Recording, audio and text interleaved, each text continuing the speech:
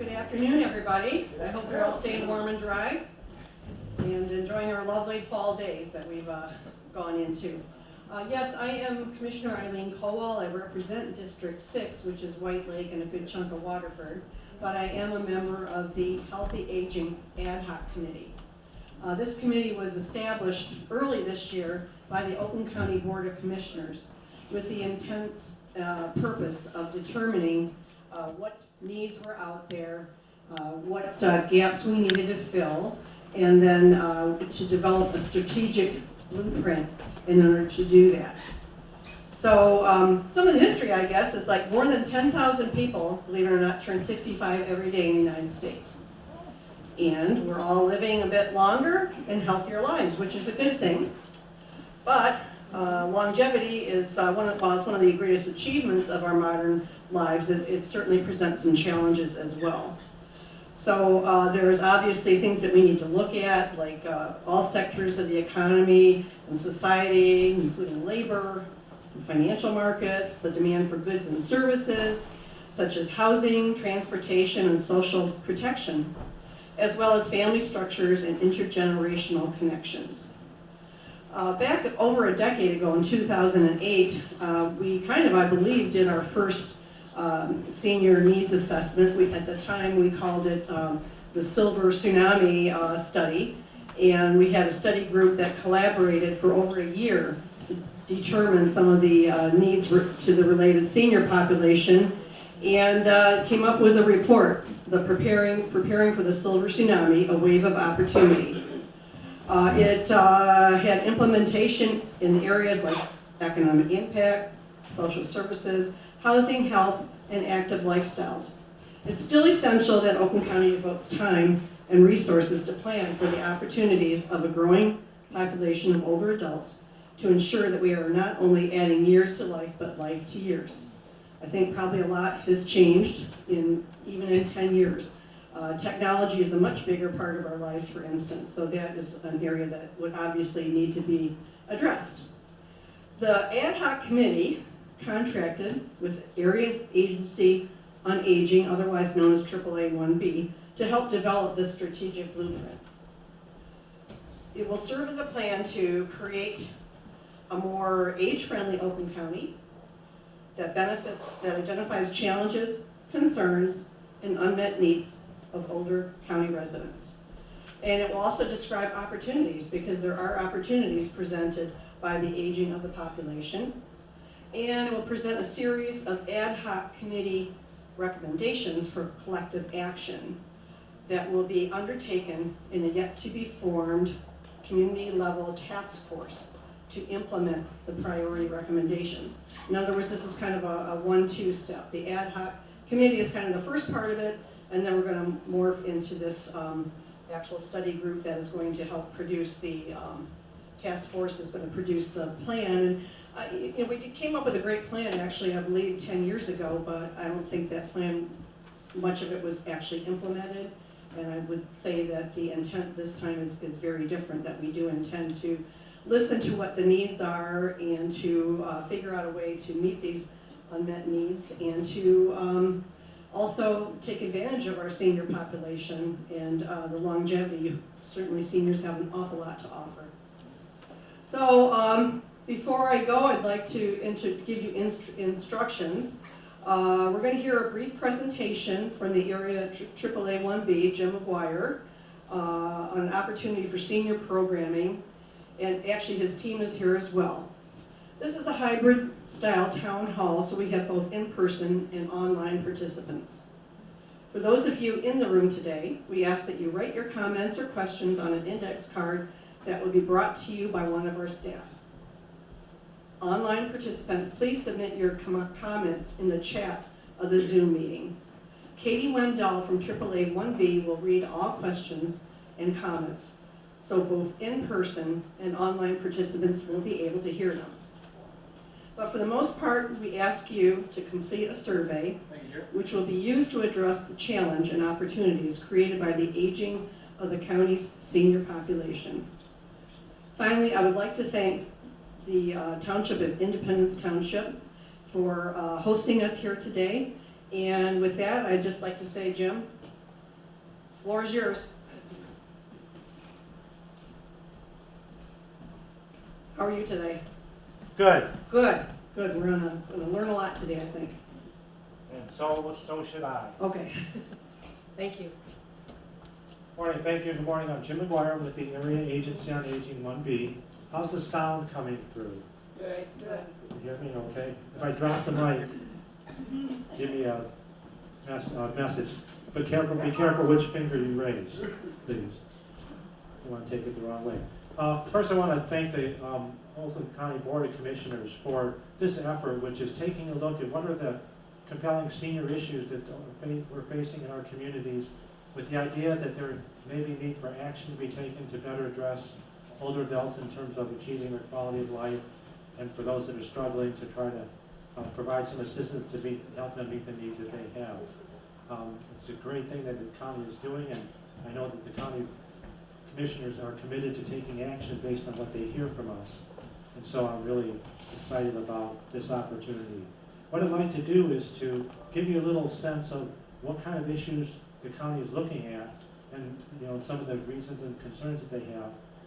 And we're a very data-driven organization, and this is a data-driven process. So I'm going to throw some numbers at you too. So if you like numbers, you should be happy. If you just want to hear the stories, I'm sorry. I'm a data guy. I'm just kidding. We'll put some stories in the report. So let's proceed with the presentation and kind of give you a sense as to what we've been looking at. Okay? I'll find a button that works here soon. There we go. So these are the areas that we've identified where there are key areas of interest, and they fall into three basic categories. Basic human needs, housing, transportation, nutrition, and so forth. Quality of life issues, things like caregiving, access to digital information, senior centers, social isolation. And then also, we're not just looking at needs and problems, but we're looking at what are the opportunities that the tremendous aging of the population provides, because there are certain opportunities as well to enhance quality of life in Oakland County with the aging of the population. And I'm going to touch on a few, each of these areas to give you a little sense of some of the thoughts that we have related to them. First, economic security. We know from a recent survey that was done that about 15% of older adults in Oakland County say that they are not confident or not sure that they are receiving all of the social services, health, and income benefits for which they are entitled. And these are maybe programs such as medication discounts, premium subsidies for Medicare payments, veterans benefits, property tax assistance, and so forth. 15% are concerned that they're not getting something that they are entitled to and perhaps desperately need and have trouble accessing. So in terms of trying to address that problem with a solution, we think that one strategy might be to build our service provider capacity, the capacity of the agencies in the county that support seniors with services and senior centers and so forth, enhance their capacity to assist older adults to access the benefits to which they're entitled.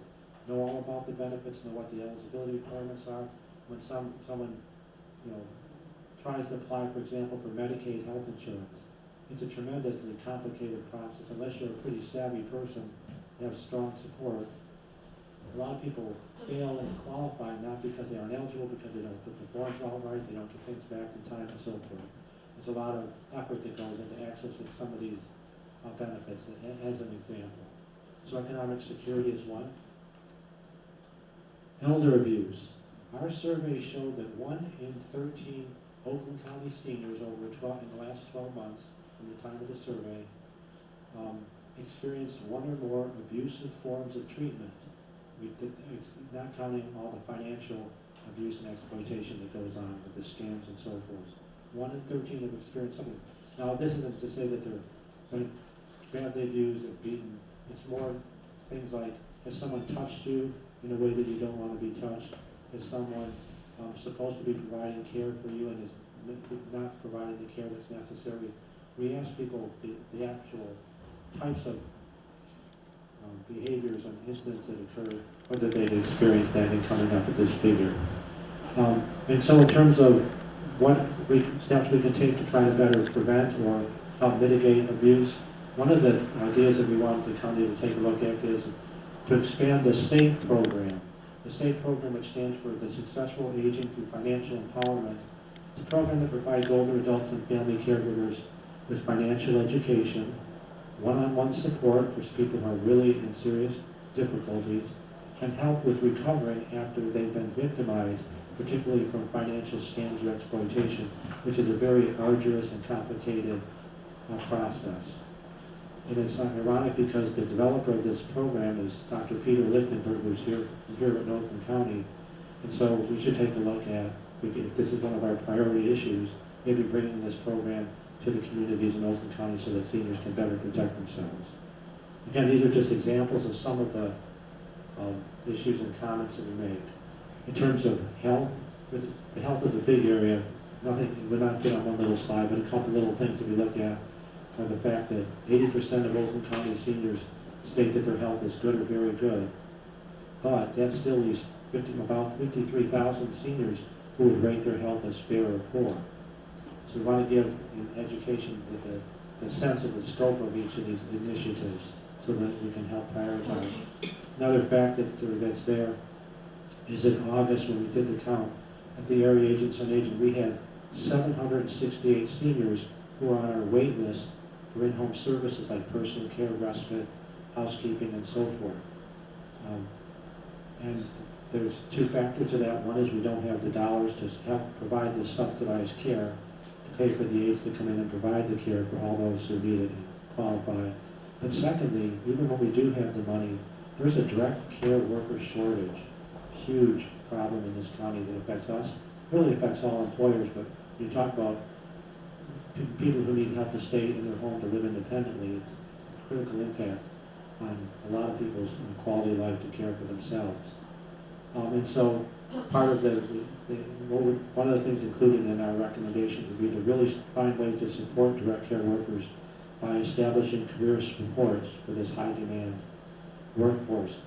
Figure out ways to provide incentives for people to take on this line of work and to succeed and thrive in it and remain in it. Housing is another area of concern. 1 in 4 older adults with incomes below 200% of the federal poverty level report that household maintenance and or repairs pose one of their most serious challenges.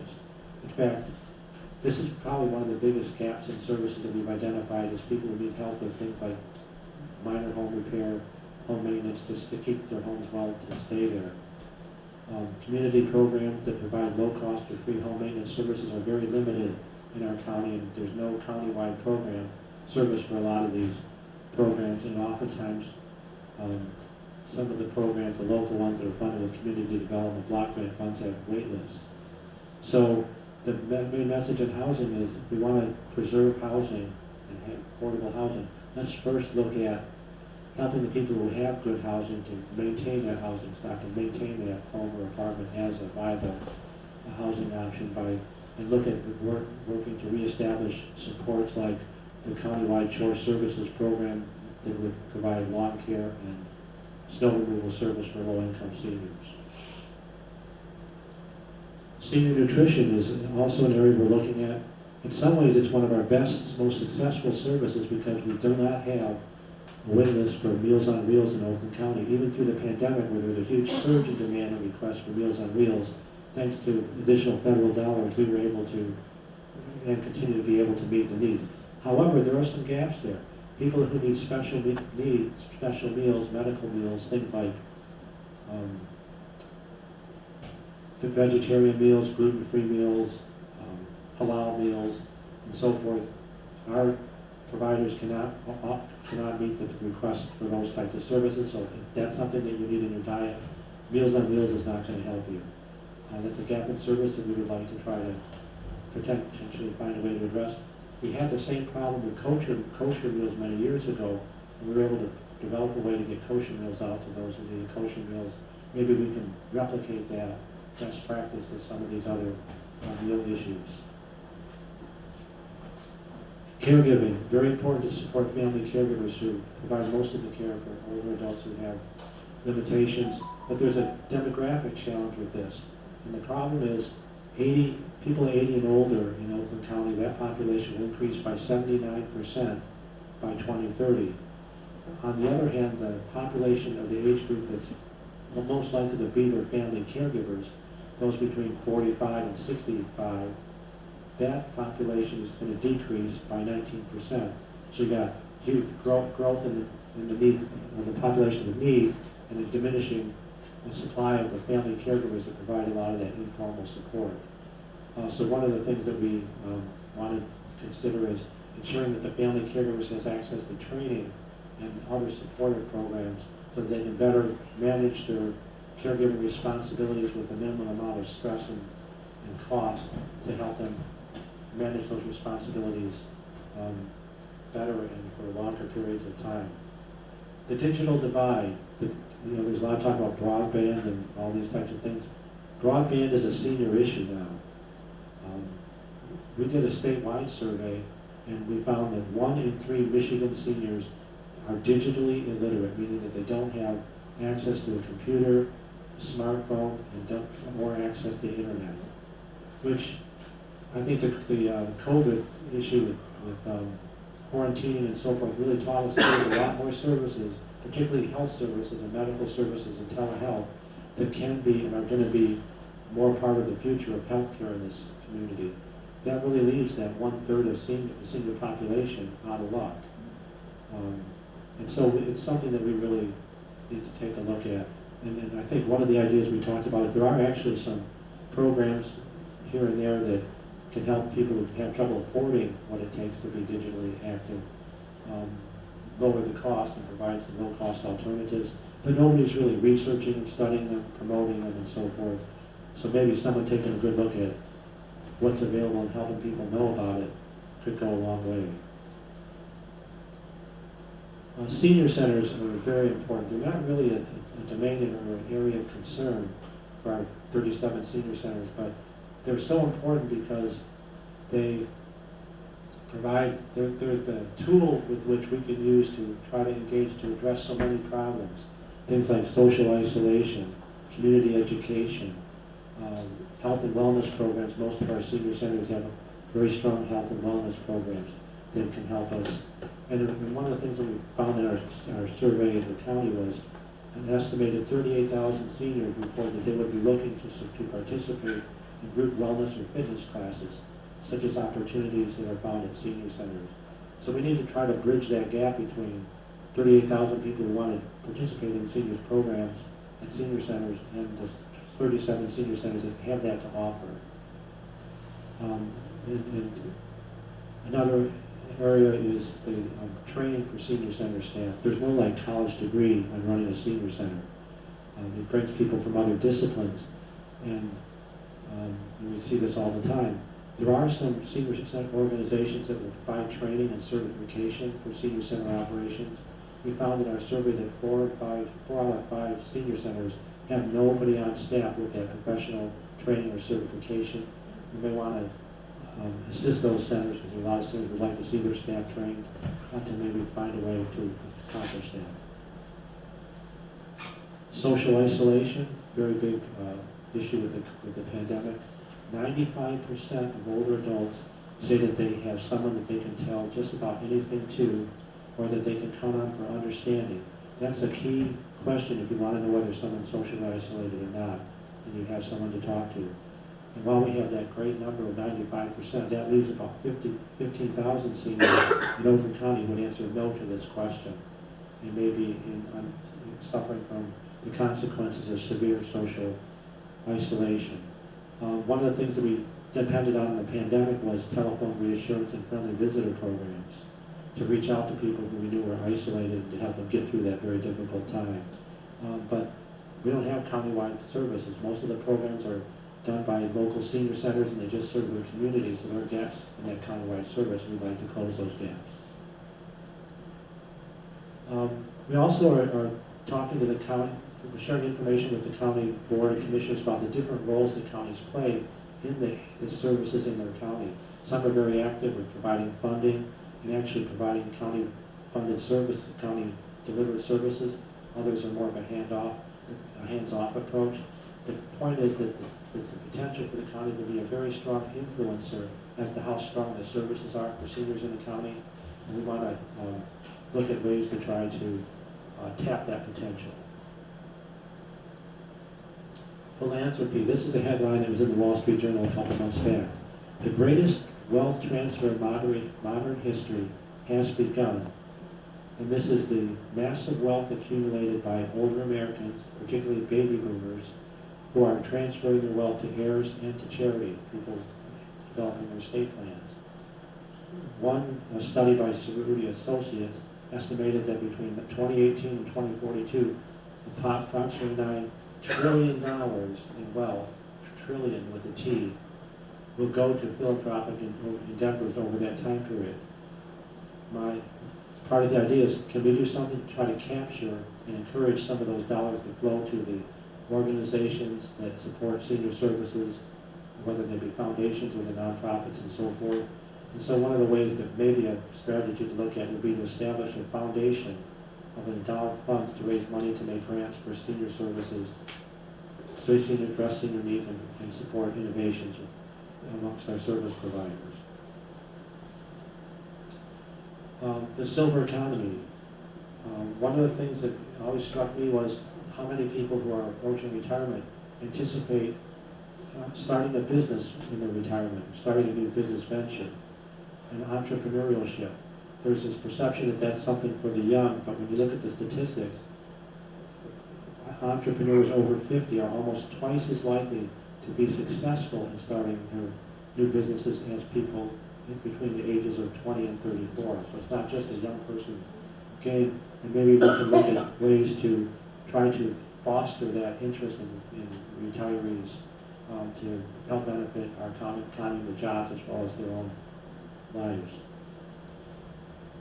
So that's kind of a smattering of the types of issues that we look at and the kinds of ideas that we will come up and flesh out and present to the county as options to get behind. It's going to be a long, long list of ideas and areas of concern.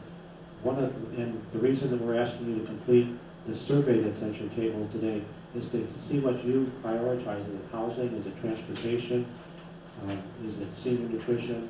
That'll help the County Board of Commissioners pick which of the 30 to 40 recommendations will be in our report that they should prioritize and work to make happen in 2022 when the action phase begins of this project.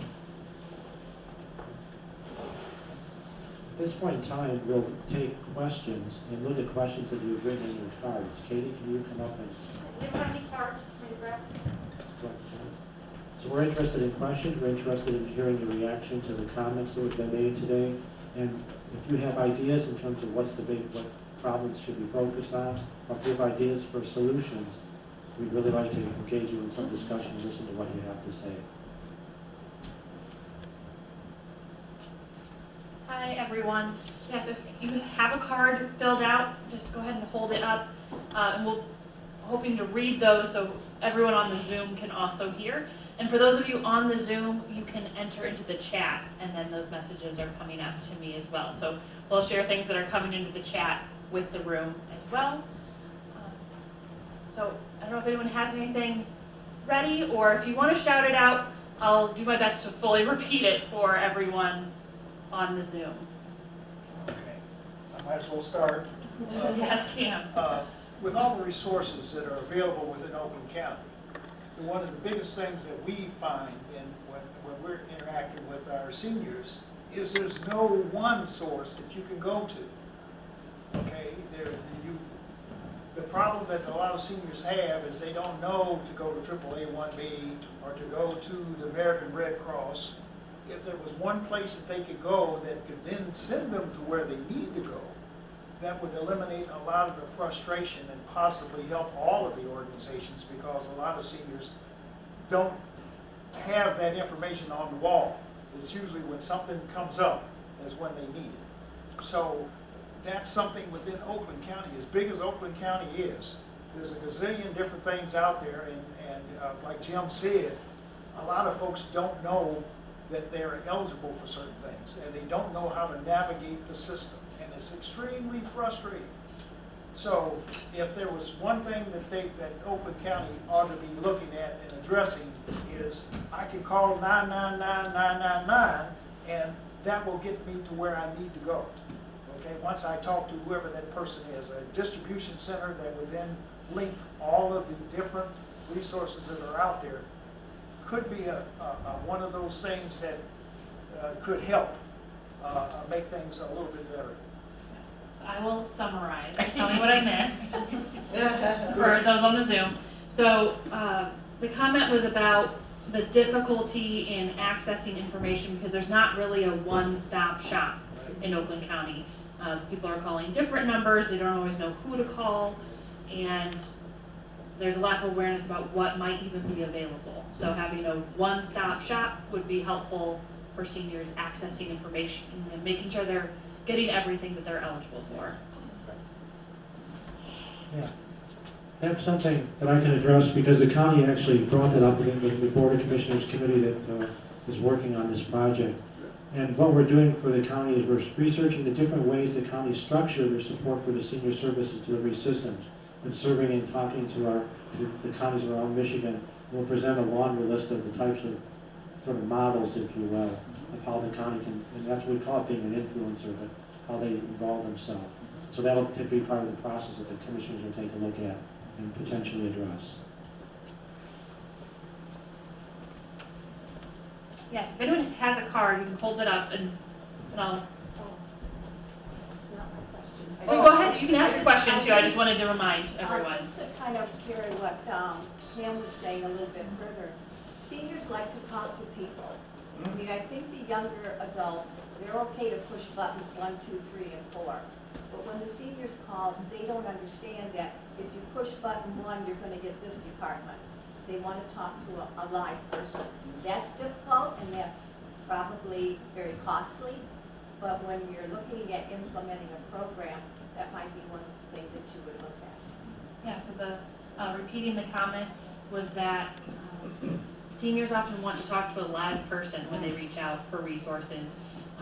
Going through an automated menu can be confusing and turn people off from really following up and receiving a resource. So I know with the Area Agency on Aging 1B, we have our information and referral specialists that are real live people on the phone. We understand that is a priority for seniors, but as we talk about a larger role for a coordinated effort in the county, that's something to keep as a priority. Are there any resources available to caregivers at home, not low income, but not rich? Also for spouses and families sandwiched with jobs and caregiving? Yes, their family caregivers are providing the majority of care right now in homes and communities throughout the county. They play a crucial role in providing care. Older Americans Act respite care services through the Area Agency on Aging 1B. We provide assistance to caregivers in the form of respite, whether that be an older adult, the person they're caring for, attending an adult day center as a way of providing respite or providing in-home care services.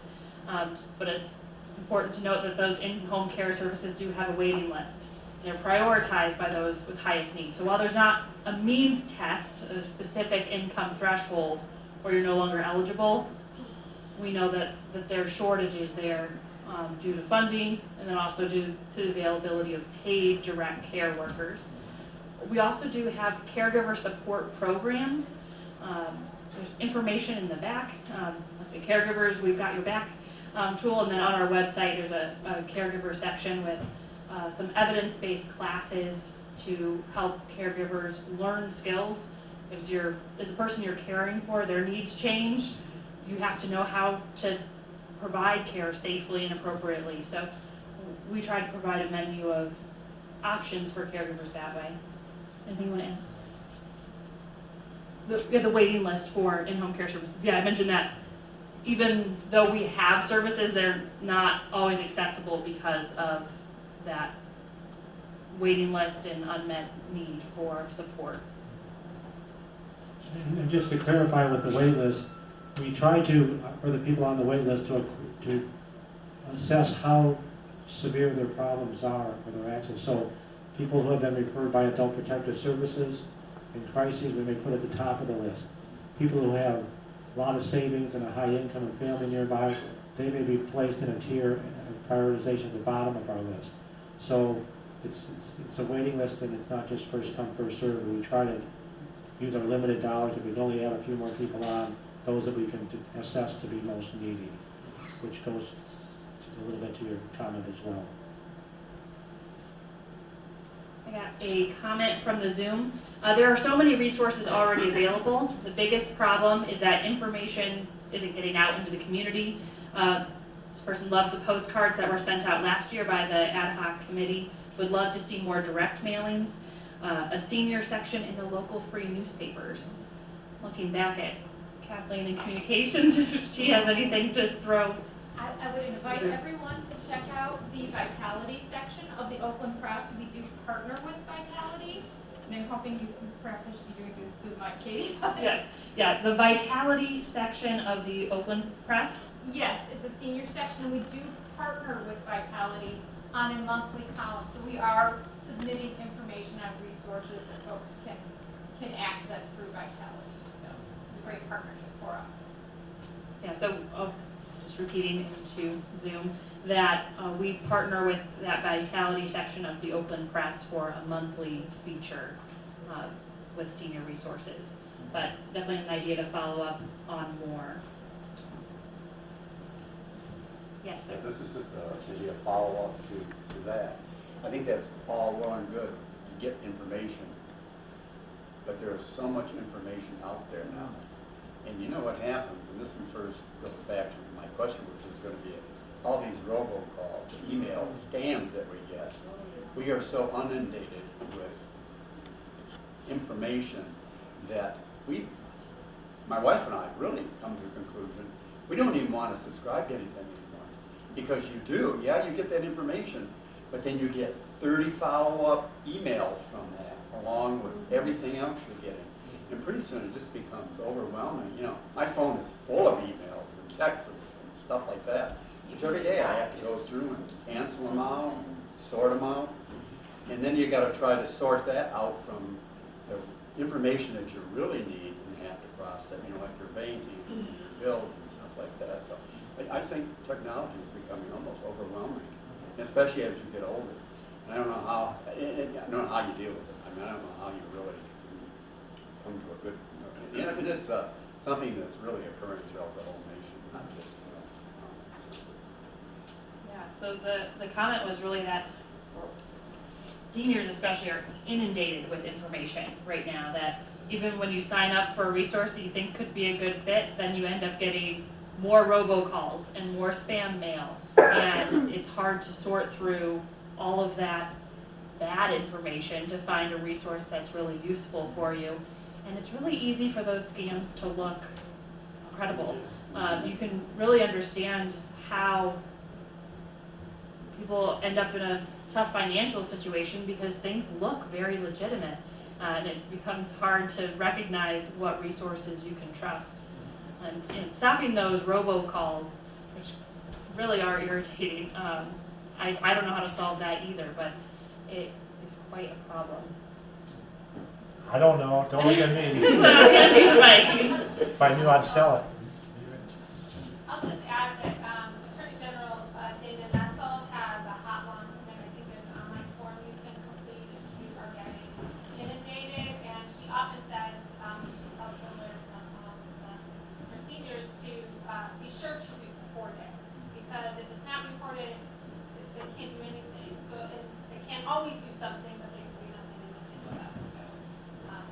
So reporting is key. Yeah, the comment was about reporting scams and violations, robocalls to the Attorney General's office. That she has a hotline to try to follow up on some of those. I know they're difficult to prosecute, but when we can identify sources and certain numbers, then they can be blocked more effectively.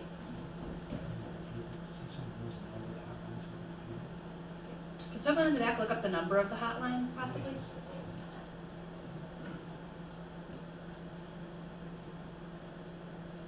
Jim, you talked about the senior centers. I'm sure that the commissioners are looking at the resources that we have available now. Our senior centers within Oakland County run the gamut, go from the Taj Mahal to where they're selling cookies to exist. Somehow or another, we need to be able to use those resources, especially those that are, I call them vetted. These are things just like AAA 1B. If I call you, I know you're a vetted service. I know I'm going to get straight information. Okay. Our senior centers are all over the map. For us Senior Advisory Council folks, that's exactly what we see. We see from the very best to where they don't even know how they function because of how they're funded, or if they're funded at all. So this is something that our county is going to have to take a look at, is some of these folks on one end of the county have everything, on the other end of the county, or it could be in the middle, have nothing. Okay, yet so you have some that are well utilized, like the other people's commission, OPC, and you have some that are highly underutilized. So that's an area where we need to be able to figure out how to shore that up. I'll summarize first and then hand you the mic. So the comment was about the wide range of services and abilities really of senior centers to support older residents. Some are very well funded, some are self-funded, and they're having to spend a lot of their staff coordinators' time to keep the center open and keep programs available. So it's not a level playing field when you talk about senior centers, and there's really wide discrepancies in how well they're funded.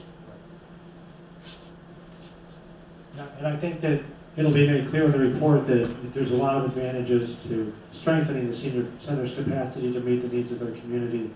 We actually were in the middle of doing a survey of the county senior centers to get information on what their needs are and what their future plans are. Because this is a very forward-looking process, so we also want to know not what you're dealing with now, but what are your plans to call for the future. So we'll have that data in the report.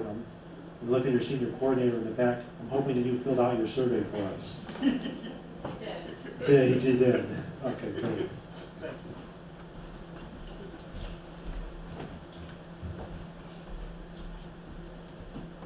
Yes. This program that you're presenting today, is that going to be online that we could print this off? Because I know our senior center here at Independence, we're working on our goals for the upcoming year. And some of these issues might be something that we want to work into our goals. I know the senior council for the county we're working on goals for the next year. And some of this information would be very beneficial to us to help us set our goals too. So is there a printout that we can take with us today, or can we go online and print it? We don't have it printed today, but we can post that for you, and I can send that to you, but Kathleen, can we also post it on our website, possibly a PDF of the PowerPoint? Sure. Is there a location that I could flag for people where I'll end up? I can actually post it as one of our news stories. So it will, if you look at the front page there, it will pop up on the top. And I think that will be the easiest way to solve, make it easy to find. So I'll look for it there. Perfect. So our PowerPoint slides will be posted on our website, aaa1b.org, as part of our news article. So look out for that in the next couple of days. We'll get these slides posted, and as the effort moves forward, there'll be a lot more information available and a more comprehensive report. We're still in the information gathering stage, so we put up some ideas here to spur conversation today, but there'll be a lot more coming as the ad hoc committee is able to provide their feedback and ideas, and we create a more comprehensive plan. I did get that number for the Attorney General complaint line. It's 765-8388. Now, what was that for? That's the Attorney General complaint hotline for scams, robocalls, that sort of thing. Really any kind of, consumer complaint. Reading that number again, it's 877-765-8388.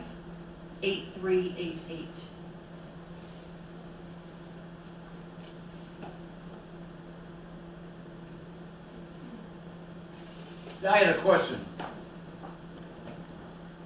Senior citizens, first thing, a lot of them are set in their ways.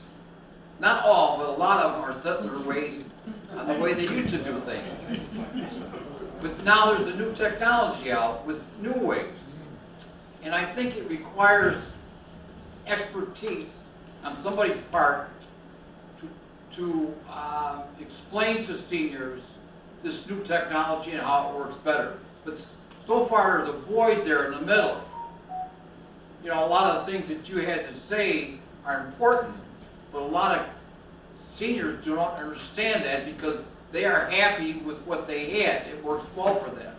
So they have to be convinced of the new technology. A lot of them don't want to learn either.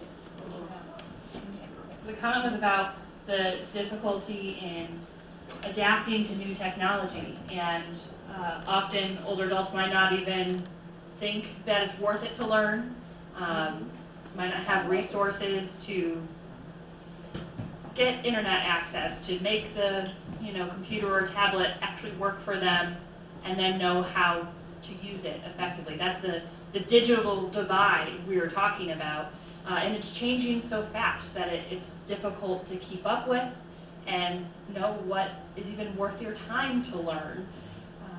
Did you have a comment related to that? Or? I was just going to say that we've seen libraries slide into this role quite easily.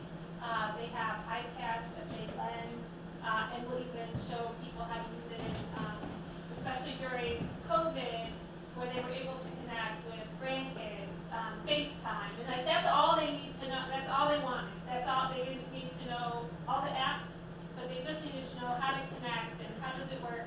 And librarians, this is what they do, and they're amazing at it. And I think libraries could be an awesome link in making seniors and even other people who don't have regular access at home more comfortable with showing them what they need and like that's all they need. They don't need to know everything, and they don't need to know the ins and outs. They just want to know how to connect. How can I pay my bill online, and how can I get my email? I just want to make a post to Facebook or something, whatever you're into. They could probably help you connect with it. So I think library, The comment was that libraries can be a really excellent resource for borrowing technology, getting some instruction on how to learn what you want to get out of technology, whether that's paying your bill or FaceTiming with a loved one, or emailing, to really focus in on what your particular desires are. One of the ideas that we're considering as part of the process right now with COVID are evidence-based health and wellness classes have moved virtual. So we have a matter of balance class. We have lots of health programs if you're trying to manage diabetes or something like that, manage chronic pain. Usually they'd be offered in senior centers like this, and we're starting to get back to that. But during the time when it was virtual, we found there were some people that actually preferred it that way. But it's hard to get a technology loan that lasts long enough for you to be able to complete a 6 to 8 week class. So one of our recommendations was to work with libraries to get a longer term loan available and make sure that equipment is available throughout the county. So if you wanted to complete an 8 week class, you'd be able to do that. I also think another important use is going to be telehealth. I'm seeing more and more doctors are offering that, and it could be a really good tool for older adults and staying connected with their healthcare providers.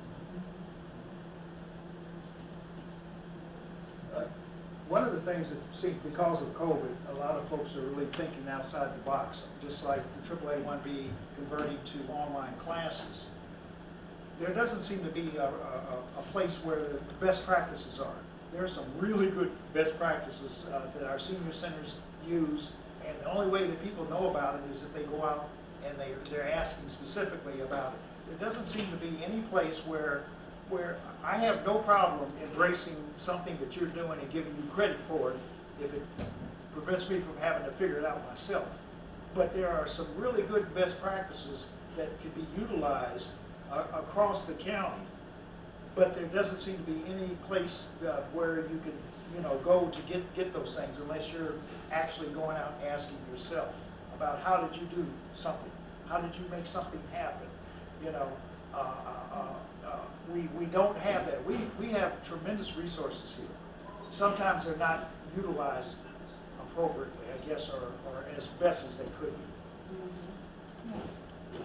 So repeating that for the Zoom again, that it's difficult to share best practices, that there's a lot of innovative things happening throughout the county, and you wouldn't know unless you traveled around the county and saw each senior center or each service provider and the things they're doing. So the need to share information across the county. I've got a couple comments from online referencing our discussion about technology and the digital divide. One resource is Get Set Up. It's right now funded by the state, and it has a bunch of technology classes. So they'll have instructors showing a how to use Zoom tutorial and things like that. So it's Get Set Up. And they also have classes that are more socially based. So like learn a particular style of dance or a social hour and things like that. So that's a resource. There's also a comment about seniors needing reliable public transit.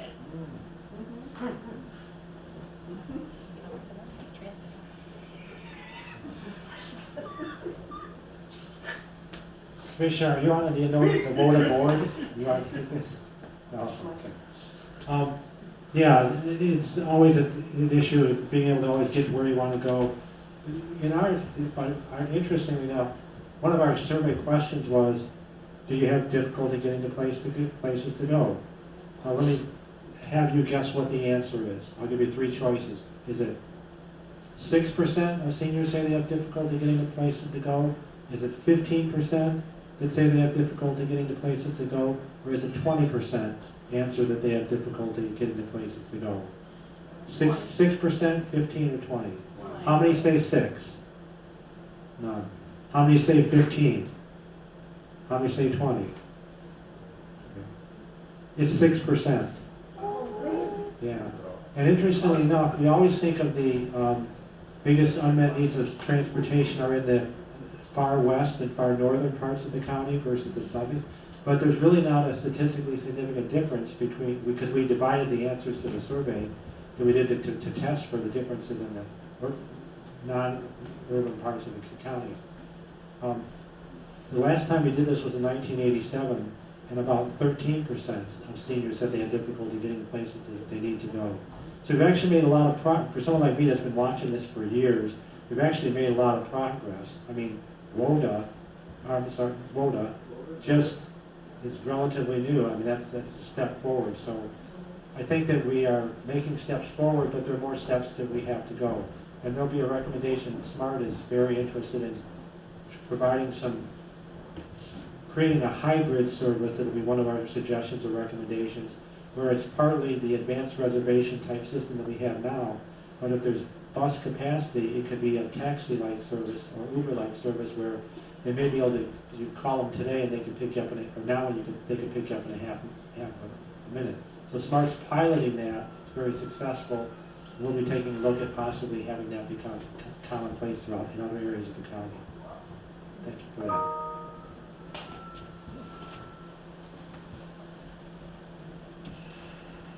Oh, excuse me. Yes. How does this fit into your program? What is this?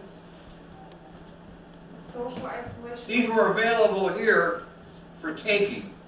So my question is, should we read this and use your information as part of it? Or what, I don't understand the relationship between this and what you have presented. That's a social isolation. I'm not actually I sure. take a look at it. Yeah, Jim's gonna come take a look at it. These are available for anybody that wants them.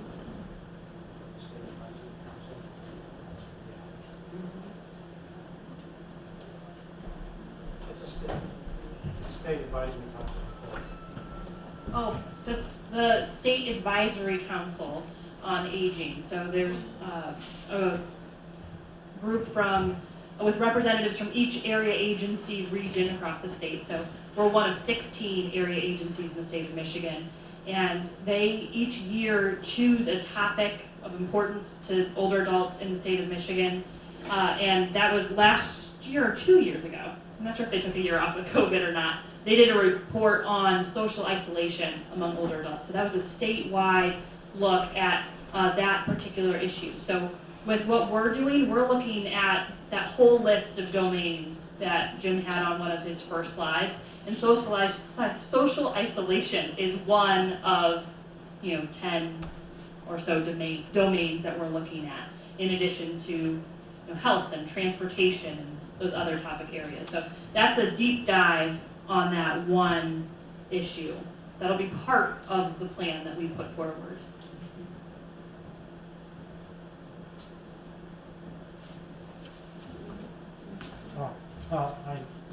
She's not saying anything, but I do want to give some credit to Commissioner Cole and the County Board of Commissioners on that, because social isolation became a big issue at the beginning of the pandemic when people were sheltering in and quarantining. And the county just took action to form a committee to look at that, and we looked at people in congregate living facilities and partnered with Amazon and American House to provide echo devices that they could have video conferencing with their family members from their apartments to the people in the homes. So we want to credit the Oakland County Board of Commissioners for initiating action on this particular issue. It's not serving the whole problem because there were so many different facets of it, but they found a good solution, and we got a grant to evaluate it, and we're just not, and what we found is the people, before we measured how lonely they were, the loneliness assessment, before they got their device, how lonely they were after they had it for 30 days, and there was a big decrease in social isolation reports and feelings of loneliness. We're reaching the 6-month point, and we're going back and saying, now, okay, now after 6 months, are you still a lot less lonely now?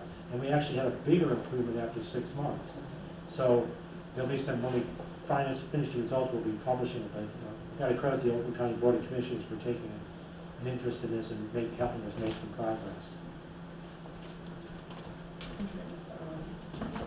On that note, I would like to introduce and put on the screen, if I am able, Commissioner Karen Joliet, who represents Independent Township, and she would like to say a few words. Sarah, if you can help me turn Commissioner camera on. I'm unmuted. Oh, okay. So Okay, so she has an active, if she wants to, she can push the name turn. Anyway, I just wanted to say hello and thank all the participants today. Can you hear A lot of her? Okay, so hold on, we cannot hear you well, so okay. we were not counting on the volume is down. Okay, let's try one more time. I will try to. Okay, Commissioner. All right. Mm-hmm. Or is this, all right, okay, so I just wanted to say hello and thank everybody for their participation today. From the sounds of it, there was some good Q&A. I did like the comment or the suggestion of having a one-stop shop per se for you calling, because I know that there are a lot of issues and topics out there that are hard enough to navigate, let alone where you're going to call. So I just want to say thank you to everybody for taking the time, and I know the Commission is working hard on trying to come up with solutions. Commissioner Eileen Kowal is on the Senior Advisory Commission at the board level, and I know is there today, so we will take all this back and see what we can come up with to help all of the seniors within the Oakland County area. Thank you, Commissioner. I would like to also acknowledge Commissioner Gary McGillivray from Madison Heights. He's joining us online as well. He's taking notes. And on that note, I would like to acknowledge Carolyn Crowns from the County Executive Office. She's right sitting in the back. It's always good collaboration with County Executive Office. And Ms. Laura Murphy from Congresswoman Elissa Slatkin's office. She's sitting in the back as well. I just want to let know everyone that we are still asking to fill out the survey. So Sarah dropped in the Zoom link the link for the survey, and we have printed surveys here. We'll be still collecting them for next 2 weeks till October 8th, so please share them with your friends and family. More input we get, better the blueprint will be for Oakland County. And I want to thank everyone for coming in person and joining us online. Thank you very much. Have a great day.